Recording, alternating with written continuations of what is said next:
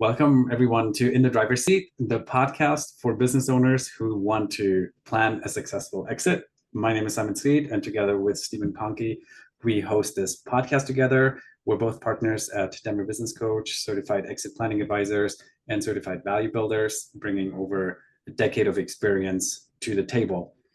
This podcast is dedicated to demystifying the process of creating a valuable and sellable business. We're super passionate about this topic. We got us started in our businesses. We're got us started with this podcast.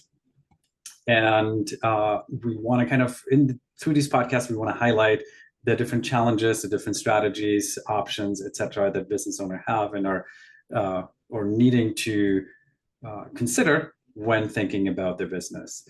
There were two statistics that really drove home for us the need to bring this conversation front and center. Steven, I let you introduce those statistics, and then we go into today's topic. All right. Yeah. So the whole purpose that we're here, right, is trying to reverse these stats. And it's 3 out of 4 businesses that actually go to market, go to sell their company, do not sell. Of those business owners, their wealth can be anywhere between 70 and 90% that is trapped inside that business. So those are obviously not very good stats when you put them together. So we're working to, and part of the purpose of this podcast is to reverse those stats. That's why we exist. That's why the message we're trying to get across, and helping business owners understand how to cash in on the businesses that they've spent decades building and not come to the end, realize they don't have a sellable asset, or if they do sell it, it's not going to be at a number that they really need at that point in their life. Yeah. And I think that's, you're kind of like alluded to today's topic, which is all about the end game. Mm-hmm. And what is the quote Stephen Covey said in the 7 Habits of Highly Effective People? Begin with the end in mind. Yeah. Begin with the end. And that's a lot of what this is about. Like we've talked in previous episodes about when business owners come to us thinking about their strategic plan, what they're looking to accomplish. Yes, there are goals that they have, but often they're in terms of size, in terms of revenue, sometimes in terms of impact. But seldomly have they thought it out all the way to how are they going to exit their business? What is that going to look like? And so therefore, the strategy that they have is never quite in alignment yet to what truly the end game is. And so I think that's kind of what we want to talk about today, is like introducing this conversation. What kind of questions a business owner should be asking themselves when, and ultimately why it is important and why it should inform your strategy all the way through to quarterly rocks ultimately, and what you do in a day-to-day level. So let's unpack that a little bit. When we talk about beginning with the end in mind, why is that important for a business owner that maybe is, let's say, 5 years in, they're past the trial and tribulations of getting it off the ground. They know they can run a business. They, are maybe at the 7-figure mark in terms of revenue. And so now they're like looking what's next. Why is this conversation around the end game important? I think to take it back even a little bit more, I think your average business owner doesn't fully grasp that 100% of business owners exit one way or another. I joke around and say death is one of those exits. You can die operating your business, and that's your business exit. Which, I've talked to several business owners, I'm sure you have, where they say, yeah, that's my plan. Mm-hmm. To me, that's crazy. But, you can build it strategically and say, yeah, I want to exit. I want to sell to a third party. I want to sell for this amount. And then what it does is it just creates, this North Star of being able to say, all right, this is everything I'm doing should be pointing in this direction to help me achieve um, we refer to it as, financial freedom, time freedom. Some business owners want to do it several times over and over and over again of, their exit is to, or their exit strategy is to start or buy a business, work on it for a little bit, and then sell it and then do it again. Some business owners want to do it for 30 plus years and then have some sort of exit. And depending on what type of mode you want to achieve, it's going to dictate how you're going to operate your business, I think. The strategy, right? Like it does come down to, and we can talk a little bit about this, like what is the strategy? Like this is always one of my pet peeves with a lot of strategic plan that I look at. Is like there's a vision, but the vision stops short. We've talked about like it doesn't include that exit, and there is a reason why 75% of businesses don't sell, because they have not taken this conversation front and center early enough, I think. So when we think about how should a business owner approach this conversation, like where do you even start? Okay, now I'm aware that I'm going to exit my business. What are my options? What questions do I need to be asking myself? Where do I start even framing up what a strategy could look like, or what that North Star, defining that North Star, I guess. Well, it's how do you want to exit? I think what is your end game? Our theme of this is how do you want to exit? So, do you want to pass business off to your children? Do you want to sell to a third party? Do you want to, pursue a strategic acquisition or go pursue like there's a ton of different options to exit, which we can dig deep into at a later podcast. But understanding the type that you would prefer, not saying that has to be the way that you do it, but it helps dictate what your strategy is going to be, and put some things in writing of what the actual end game is for you and your business. Yeah. So what your end game is, how important is, I guess, so if I know I want to pass it on to my kids, or let's say I want to sell it to a third party. Eventually, I want to sell it to a third party. What's the next question? So now I know I want to successfully exit my business, sell it. Where do I need to go next? Timing. So by when? Is it 5 years from now, 2 years, 20 years? I think that there's a lot of other factors that go into that, but I have a client that has, I think we're on 6 years now, but when she decided was 7 last year, and there was a reason behind it, and it was her kids were going to be, all of them were going to be off in college, and she wanted to move on past the business that she's currently Life doing. 2.0. Yeah. Kids are in college, business done. Yeah. Ready for something new. Okay, got it. So we have this date in mind that it's already picked, and so we're still trying to figure out some of the next question here, which is how much. Yeah. We're still trying to figure out answers to that, but the by when helps us really understand, puts a date in mind, and then we actually have an end point for the game of the exit. So that helps really clarify what type.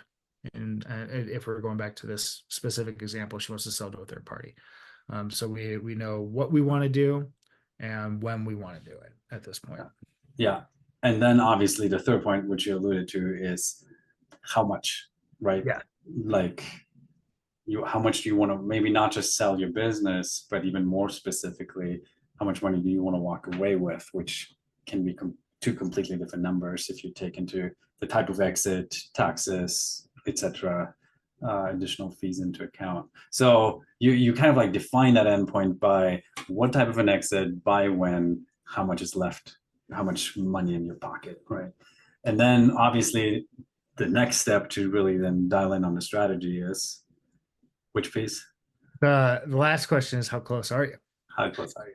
That's so being able to understand on the financial component of it, being able to understand what we refer to as your value gap or your wealth gap, even of being able to so going back to how much, to some people that can be an arbitrary question, of, I don't know, 10 million, 5 million, 1 million.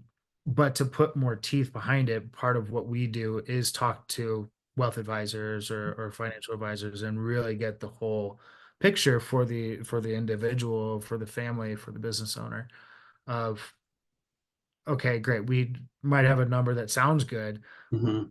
Is that the right number? Yeah.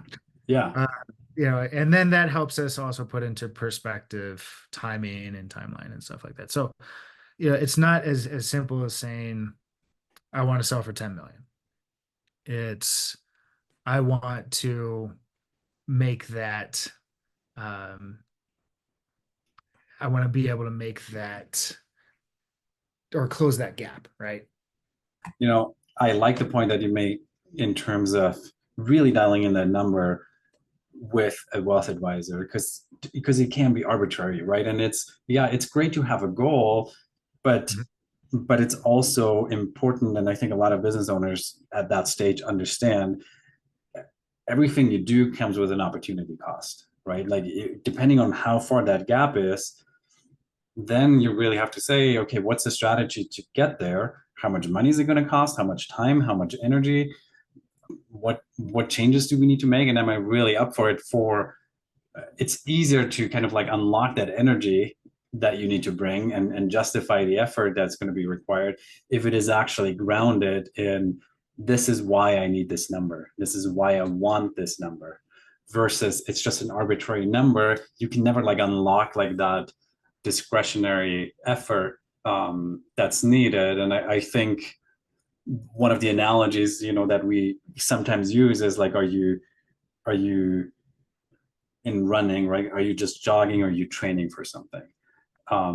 Which I go in and out. Like I like to run as a default thing, and I completely understand what it's like to just run for, it feels good. I move my body, I maintain it, I make sure I burn some extra calories, but it's not as intentional than, okay, there's a race coming up, I want to beat this time. And you're like very intentional, like I gotta eat well, I gotta get my long run in, I got my pace run in, like, and you have a plan that you're working to get to your end goal, because it's something that you really want to accomplish. And I think the same way with a business, you it's okay to be at a stage where you're like just harvesting some of the fruits of your hard labor, but when it comes to an exit, right, it's still important to that, when you want to maximize it, to be really intentional about that. I think to kind of parallel that, there's a lot of, or we see that a lot now with like construction trades, home services, people who, might take a plumber, for instance, have built a good size plumbing company, have been the master plumber. They're now, 65, wanting to retire, and they might have one or two other plumbers that they're working with, a couple trucks, and they get to the end and they're like, okay, I'm going to retire on the sale of my company, and they're all they have is the trucks to sell or something like that, or it Yeah. might be a client list. And so, I mean, it's not fulfilling what they need as their number. So really being able to work with people to understand, where is the current value of my company? Where does it need to be? What does Mhm. my wealth number need to be? What do I need to sell it for? It will help you, take the right steps and make the right milestones. Like you're saying, eating well could be, building the right systems and processes, or timing and type of cadence runs. And those are different components of what makes a success at the very end and achieving your marathon goal. Yeah. Uh, Yeah.